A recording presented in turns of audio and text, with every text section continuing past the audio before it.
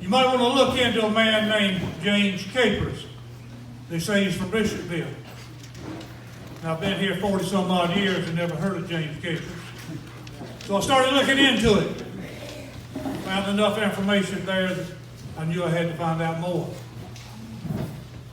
The only reason this came to my attention was because of a local, as he referred to, young Colonel Darius James, born and raised right here in Bishopville on Perkins Street. He'd come home after meeting the major, had a picture. His mom and daddy had to show it in the paper. So they were down there doing that, and that's how I found out about it. So it gives me great pleasure to introduce Lieutenant Colonel Darius James from Bishopville. He's going to introduce to you the man and the reason we're here today. Colonel.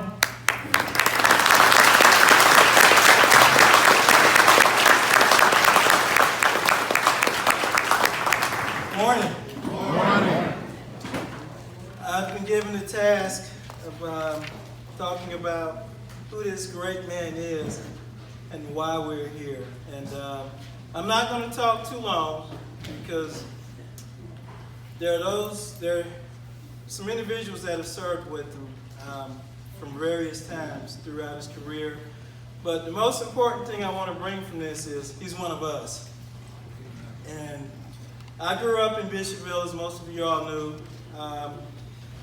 Had no idea I'd ever join the Marine Corps, but I ended up at Camp Lejeune, and I saw in front of the base theater an advertisement about a documentary about a Major Capers. I didn't know who Major Capers was.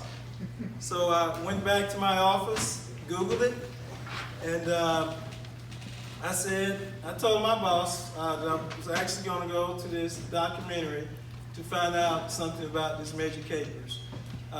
First thing that caught my attention was he was an African American. But during the course of that documentary, he was being interviewed, and I heard that he was from Bishopville, South Carolina. I said, Bishopville? I'm from Bishopville. I've never heard of this guy. So just to let you all know the magnitude of this, the young lady that produced the documentary, she was in with Mel Gibson, okay? And I heard that there was some talk about a movie that they may be producing. And, I won't say anything else about that. But long story short is, I went up stage after it was over, and I said, sir, I'm from Bishopville.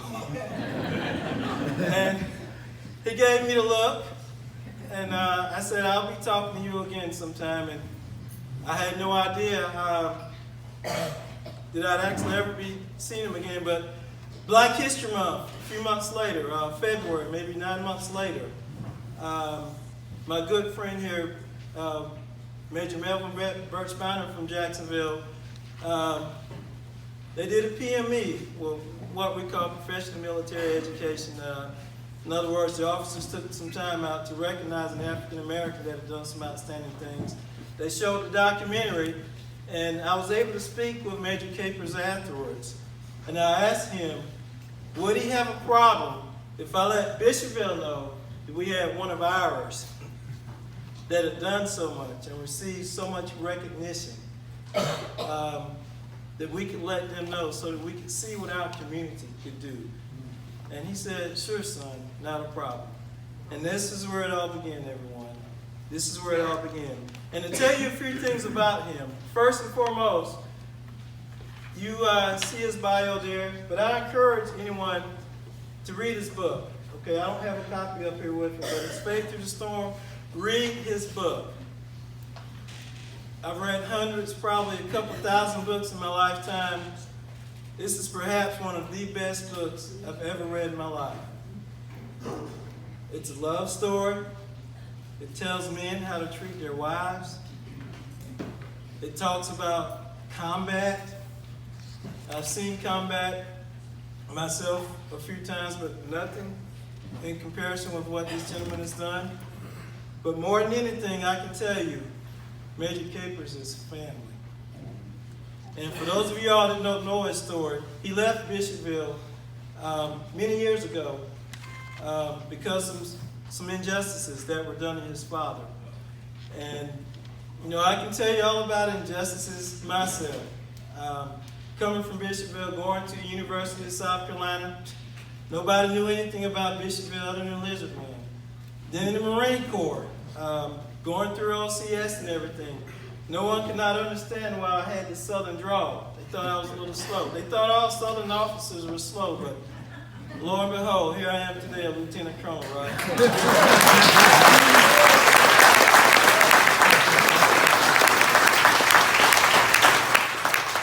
And to say more about this man, he's fierce, but also humble. And for those of you all that have not read his book, and I assure you, if this movie ever comes out, I'm told that Jamie Foxx may be the one to play his role.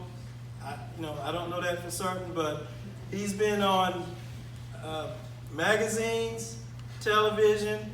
Everybody knows him in the MARSOC community. And for those of you all that don't know anything about MARSOC, it is the tip of the spear when it comes to the Marine Corps.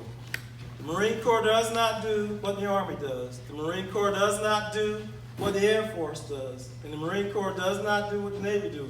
We have a specific purpose and mission when it comes to joint fight in the big picture. But these special operators are the ones that go behind the enemy lines, okay? And they bring back the intelligence so that everybody else can do what they need to do. And if you read his book, you will see about some prisoner of war rescues. You will see about them being dropped in by helicopter or going in through scuba diving, doing what they have to do, and coming out alive. This is Memorial Day. We're celebrating the sacrifices of service members from all branches. But we have one who's alive. And we can see he was wounded over 19 times, 2 Purple Hearts, 3 Bronze Stars. He was nominated for the Medal of Honor. This man right here established doctrine for how we fight as Americans. And I don't want to talk too much about his military career, because even bigger than his military accolades is the fact that he's a man of character. And I know everyone's not going to get to know him. I can probably count the times on my hands that I've had the opportunity to speak with him, but he is a man of character. And I'm not going to talk too much, because there are some guys here. There are some guys here that have known him for 40 years or so, that were in Vietnam. They will tell you about how Jim Capers saved his life. They will tell you about how Jim Capers mentored him. And when it comes to mentoring, again, I'm really humbled, because, again, I'm a product of all of you all from Bishopville. I see the mayor here. I was thinking about his brother Lee Boyd. Mr. Drayton gave me my first job. I saw Bobby Austin a little earlier. I'm sure I may even have some school teachers out here. You all are the ones that allowed me to leave Bishopville and face some of the cruelness and harshness of this world. But it was the love that you all showed me that allowed me to overcome some of the hatred that I encountered as I faced various people. So again, I want to personally thank everyone.